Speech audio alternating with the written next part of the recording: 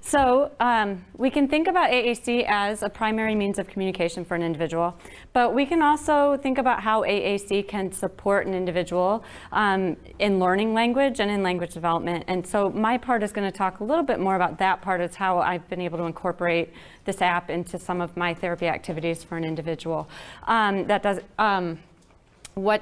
It's been really neat for me to see the development of the SPEAKall from its original version to where it is now, though, in terms of how it could be used as a speech generating device for an individual in terms of having more utility now. So I guess in terms of disclosure, I work at Purdue, I work with Dr. Wendt. He's been kind enough to allow me access to the app, so that's been great for me. So, all right.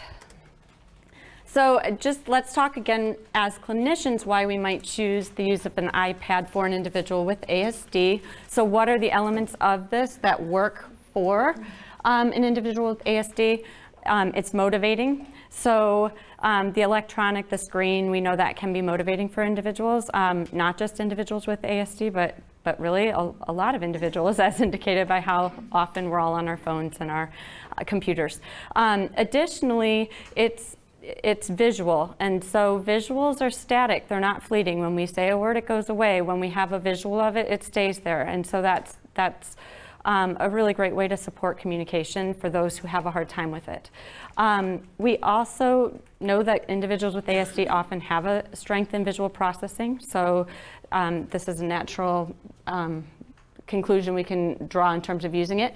And then it also can provide a context for joint attention. And so if we've got a visual there, we're both attending to the same thing. That's an area that can be challenging for individuals on the spectrum. Additionally, what I forgot to say back with the electronic pieces, we're also giving them a closed set with an iPad and with this particular app. So instead of having a million words to choose from, there's only a smaller set to choose from. Now, what happens there is that makes it really hard for us as designers and for people developing the apps to make sure we're choosing the words that a person is going to want to use to communicate. Okay, so I'm going to get into, well, we know that communication is social. It's between two or more individuals, and it can serve a variety of functions. We've talked a lot today about behavior regulation function because these tend to be the most naturally reinforcing, and so they can be a great context for teaching initial communication. But we also know that for individuals on the spectrum, we need to be promoting social communication competence. So we've been seeing how we can use this to make requests. I'm going to talk a little bit more about how we might be able to use it for some other functions as well. SHA put out in 2006 guidelines, principles, roles, and responsibilities for speech-language pathologists in working with individuals on the autism spectrum. Within those documents, they gave us some areas to focus on, so I'm just going to run through those because I think it's a good reminder. But we know that positive long-term outcomes for individuals on the autism spectrum are strongly correlated with achievements of social communication competence. So that tells us that in our intervention, we want to address that in our assessment and our intervention so that we make sure we are promoting social communication competence. So in thinking that way, we really do need to think about how individuals are forming relationships, functioning effectively in day-to-day life, and within routines and across settings.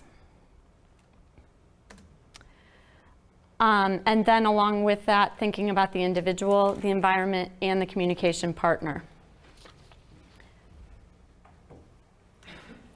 So, getting towards that intervention, what we want to think about from an evidence-based perspective is what the evidence tells us about AAC. We've talked a little bit about that just as it applies to the SPEAKall today. And what the evidence tells us about intervention for individuals with ASD.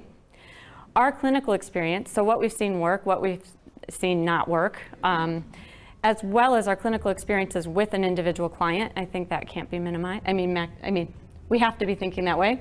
And then family perspective and priorities. So what's important for that family? What are their goals? What do they see as important?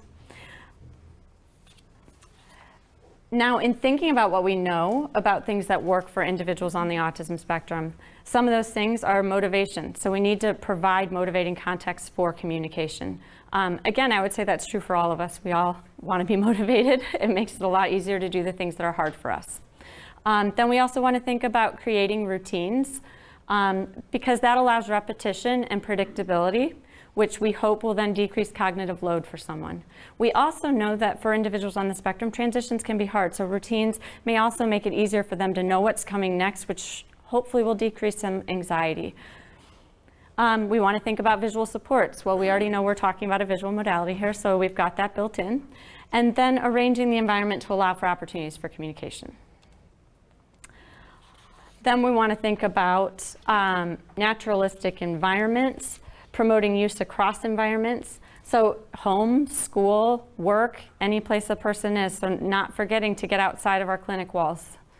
Training and exposing communication partners to strategies to use when interacting, and that's what is also so great about the parent training that just happened there, is because those communication partners are now trained because they're actually the ones doing the training. So, and then making sure our AAC is functional and easy to use. What happens if it's not? It gets, nobody's going to use it. It gets set to the side. Okay, so there are some more technical terms for the kinds of things that I'm going to be talking about today. So aided language stimulation refers to a clinician highlighting a symbol on a communication board while providing verbal stimuli. So in other words, the communication partner and the communicator are both going to be using the AAC. This is really key. Augmented communication input, same thing, except with a speech generating device, and aided language modeling, so using language boards within play activities. I guess really in the activities that I'm going to talk about, we're doing probably really all three of these things, except most of them are with the speech. Actually, they're not all speech generating. So we're doing all of these. All right. So moving on to using the SPEAKall within some therapy, I also have thrown in a bunch of additional low-tech AAC strategies. I'm going to say up front, some of the pictures you're going to see, there's a lot going on. I just don't want to forget to say this. That worked for this particular person that I was using it with. It might be too much for others. I don't know that I would always have that much stuff on the table, but this particular person could handle it. So some of the things we'll talk about is using it for requesting. And quite honestly, even a lot of my social activities have an element of requesting because I wanted to keep motivation up. And so my hope is I'm kind of getting at more than one function. Commenting and joint attention were a big focus. There's one activity with using it for greetings and then giving and following directions, as well as making basic sentences. So this is just to show you what it looks like. It's been great because it got passed around, so hopefully you've got a sense of this, but this is what a board would look like for requesting. And this is I believe how it comes, actually. This is the sample board. What's great with this app is you can make it the way that you want it for the individual that you're working with. Here's an example. This is the previous version. That is why the board looks different. This was the initial version. But this was for an activity for making Valentines. So I've used a combination of picture symbols as well as actual photographs in this particular activity board.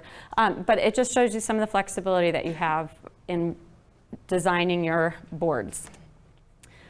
This is an example. I actually have never used this, and I'm going to say I don't love the way it came out with my labels on my pictures, but just shows you that you can put your own photographs in. So if you have an individual that really isn't quite up to the graphic symbols, you might use photographs. And the fact that I could put them on there says how easy it is to do this. I am not super tech savvy, and I should have said that to begin with too. I am not super tech savvy, and I fortunately work with graduate students who help. But I actually did this by myself. Yay! So I can do it, which means I think everyone here can do it as well. Oh, something else just to note about that. You can put as many pictures in as you want. You can put 5 in, you can put 2 in, you can put 1 in. It just depends on what you want to do with an individual. Okay, so many of these next activities, like I mentioned before, still include an element of requesting, because I wanted to keep things motivating.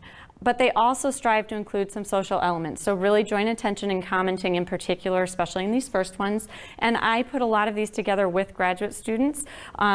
I'm not going to list all of them because it's been a lot at this point in time, but it's been great because we've really problem solved to put these activities together. So this is a bingo activity, and this was actually designed for a young adult. She's really into Disney and that kind of characters, so that's why those were incorporated. So we're always, again, thinking about motivation. We had played bingo for vocabulary development in a variety of other ways. So without the SPEAKall at all, we just used to play bingo just to work on vocabulary. So we would do Olympics and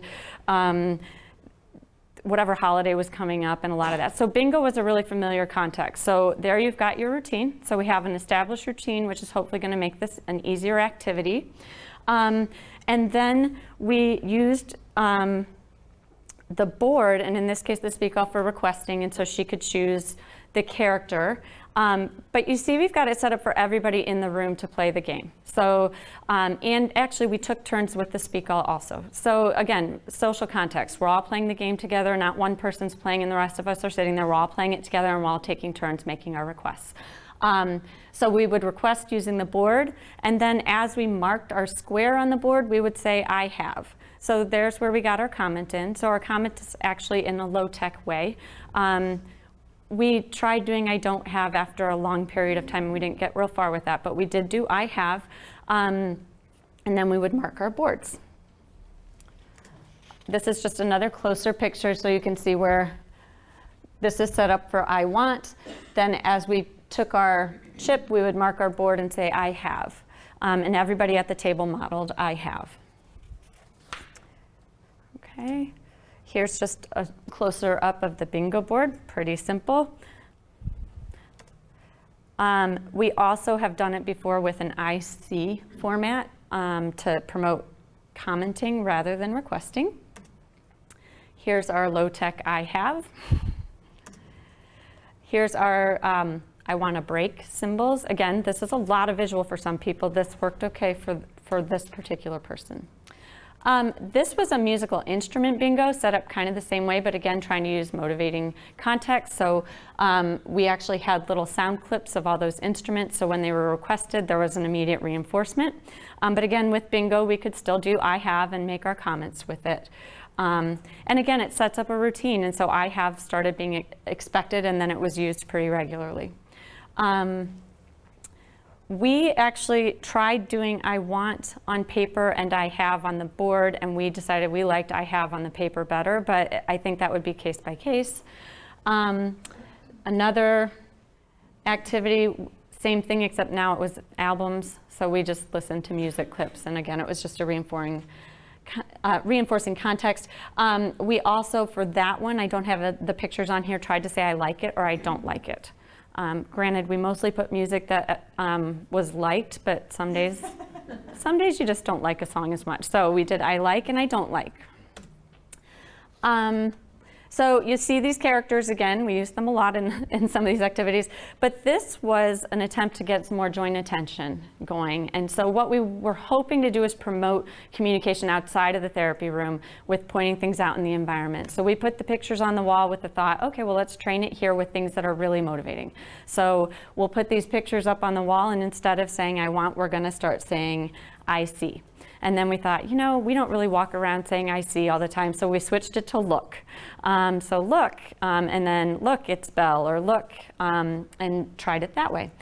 And then eventually, we decided, well, let's add video clips to each of these so that that makes it more motivating and fun. And so we did that on a separate device. And so we would say, we added let's watch. Oh. I guess I kind of flew through some of this stuff. I'm sorry. So here's more I see. But we switched it to let's watch. And so we would point to the things on the wall still, but we'd say let's watch Belle, or let's watch Cat in the Hat, or let's watch the M&Ms. Then we played an M&Ms commercial. But what we were hoping there is that then when you're at home, that's what we might say to each other. Well, let's watch this, let's watch that. So again, promoting that social language use. But it's still sort of a request because you're going to get to see the thing out of it. Okay. And then here we added, here you can see the example of I like it or I don't like it added to the Let's Watch or the IC activity. It's easy to add to either. Okay. Oops. So here's our Let's Watch, and that just shows you what it would look like on the board. I like it and I don't like it. So just, I'm going to kind of go quickly here. Then just to show you some other examples of things you might do, this is just a simple sentence generating activity. Again, this would be for somebody that has a little bit more skills, but we would have pictures of different items or the actual items there, and you could formulate, I see a red car, I see a blue car, I see a blue sock, whatever the case may be. You're also able to do it with just writing. So for the person that's reading, this is a way to practice making some sentences in a way that's kind of fun and easy to manipulate. We worked a lot on greetings, and our question for greetings was, how's your day? And so with the name first. And so we actually tried that on the SPEAKall, and that worked pretty well. We ended up going back to the written form, but this works well for just understanding how to make the sentence and providing a visual support for using verbal language. This is actually, this is one of my favorites. This is an agent action object type activity. But what I like about this is you can actually do it in a pretty simple, following a direction kind of one step, Dad, play maraca. Or you can say, Dad and Emily play maraca, or you can say, Dad, play maraca and drum. So you've got a couple different options here for really expanding this. And if you were going to do it, I would take the and out initially when teaching it. But again, social activity, everybody takes turns making the sentence and everybody takes turns playing the instruments. What is reinforcing about this activity is you get to play the instruments, and that's really motivating for the individual who this was designed for.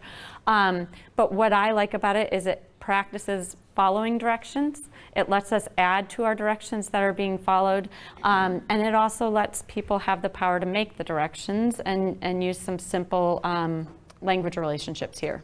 So this is how it might look. Becky, play triangle and tambourine. And then Dad and Emily play maraca. And so you're getting at a variety of things here. And then you can control, I mean, everybody in the room can control the models that they're providing, whether they want it to have the and at the beginning or the and at the end, or whether it's a day that you just don't use and at all and you make a simple sentence.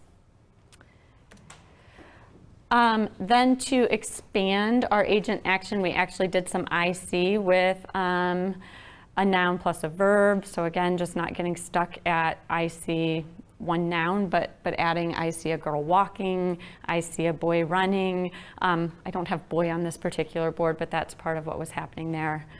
And then this was an activity, again, with the idea of it's so important to get out of the therapy room, and it's so easy to get stuck in there.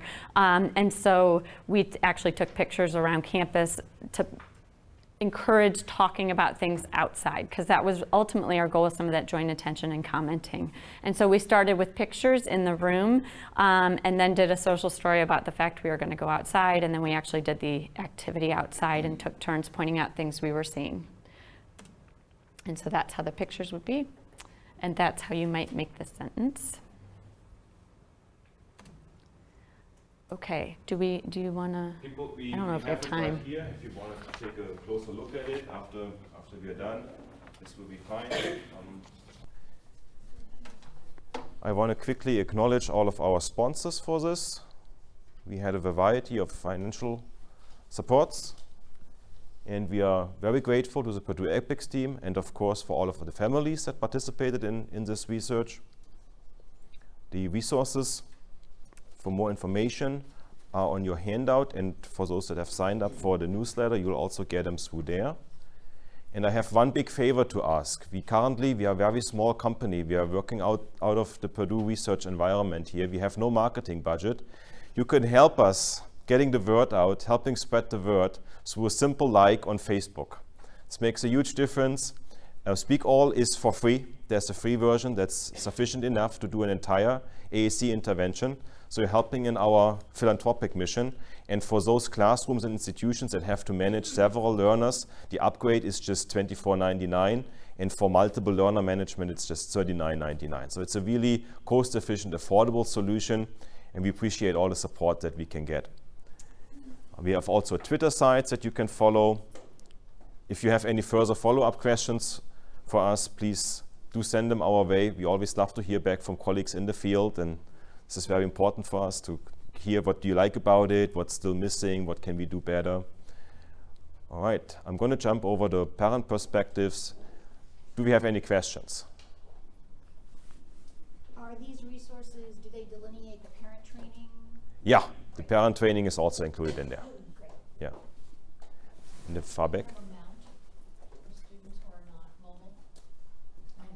Someone you can put this on so That's a good idea. We have a colleague here at Purdue who has developed a mount for a wheelchair, so you can attach a tablet or an iPad to a wheelchair.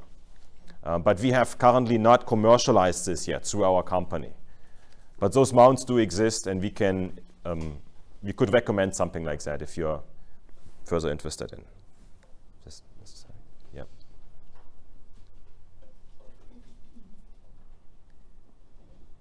All right. Well, thank you so much for coming. This was great. Thanks again.